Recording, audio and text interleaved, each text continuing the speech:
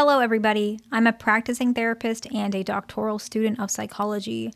Today, we're going to go over a question that I got on my channel, and we're going to kind of use that and translate that into a video.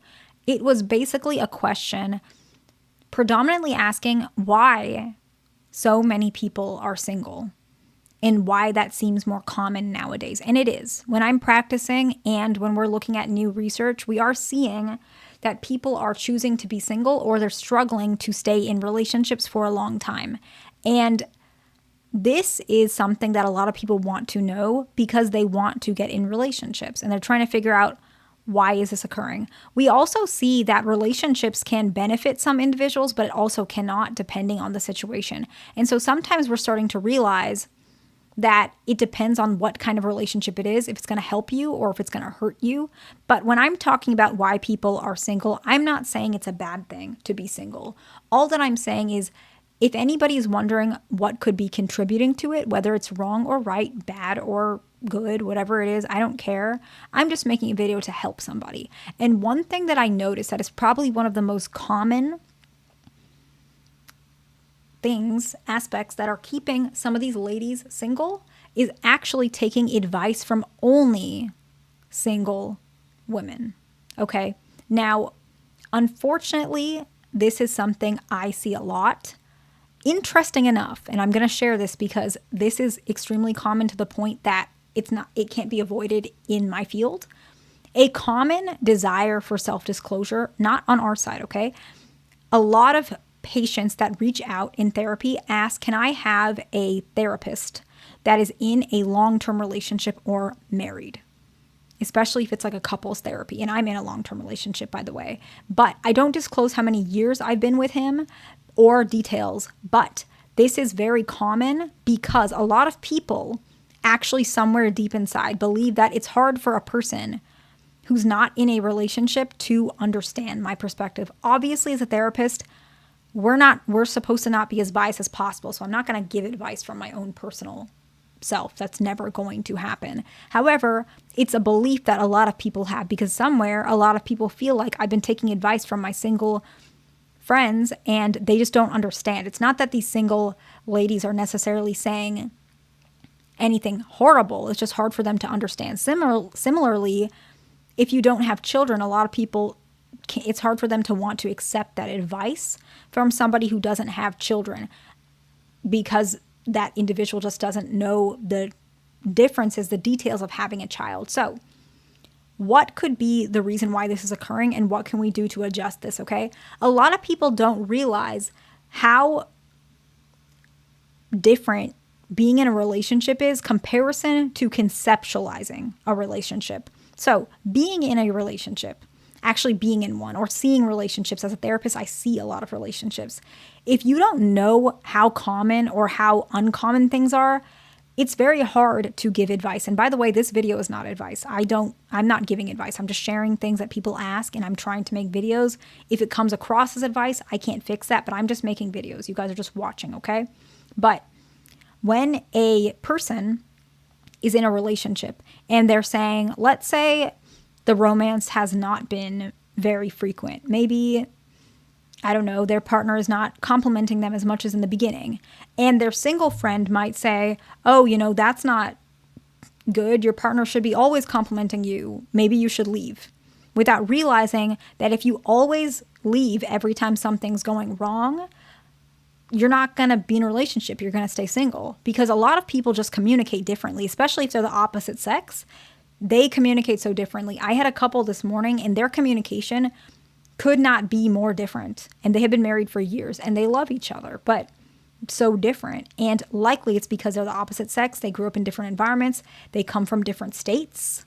It can be anything. But what I'm trying to say is when you see and take advice from somebody, it's typically a good idea to take advice from different types of people from different backgrounds, all different types of people, not just one particular type of situation, right? You can take advice from your friends who are single, but you can also take advice from people who are married, people who are divorced, people who have been married multiple times, whatever you want to do, just to add a lot of information to your repertoire so you can understand how can this translate to my relationship, right? The next one is, unfortunately, a lot of women are feeling this way is they're actually feeling bitter towards the opposite sex. They're actually feeling angry towards the opposite sex instead of accepting their partner, men, women, whatever it is, for who they are. So let's say it's more common, which it tends to be, that men avoid conflict. Way more common, right? Let's say women don't want that. They don't want a man to avoid conflict ever, which is fine. But at that point, it's going to be very challenging to find a partner who fits that criteria if you're attracted to men, because so many men avoid conflict. Of the opposite vein, right?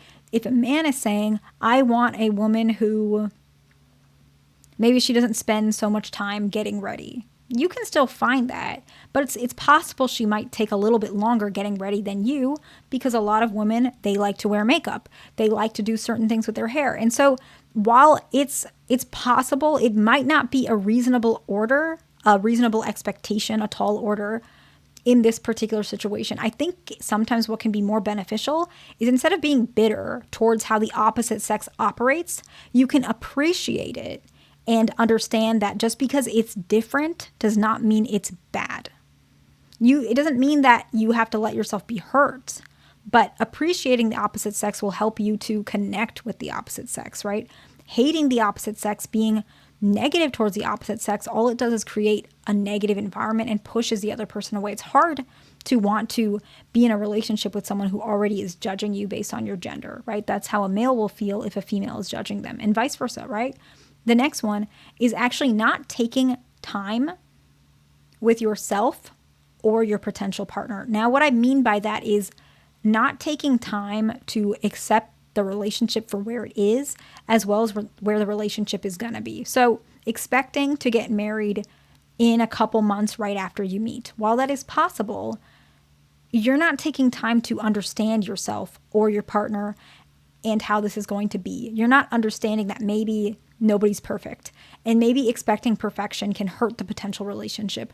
Rather, hear each other out, understand each other's timelines, and continue to adjust as the communication moves forward, as we go forward. It doesn't mean that you're going to have to accept less than what you're expecting, but maybe recognizing that both people have a ways to go to make this relationship good. It's not going to be perfect right away. And so take time with yourself. What can you do? Be slow with yourself, be patient with yourself, and with your partner, be slow and patient with them, because building a relationship is very different than having one out the gate.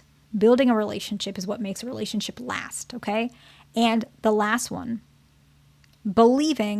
always believing, I guess, believing that leaving is always the better option than communicating. That might not have been worded the best. I'm kind of lost for words. I'm trying to say, feeling like communicating and waiting and hoping and trusting is never the right option when you can just leave. This can put a lot of individuals in a situation where they're going to continuously be single, because you cannot have a relationship when immediately when you see something is not the way you want it, you leave. It's not healthy, right? Because you're going to see that. Rather, you have conversations and communications, as well as recognize something. Maybe some things are better left for later, right? Understanding that difference, okay? So these are just some of the reasons that could be keeping some ladies single, okay? Not everything will fit everybody, and I understand I probably ruffled a couple feathers here. That's not my intention, but I hope this helps somebody. Please like, subscribe. I'll see you in the next one.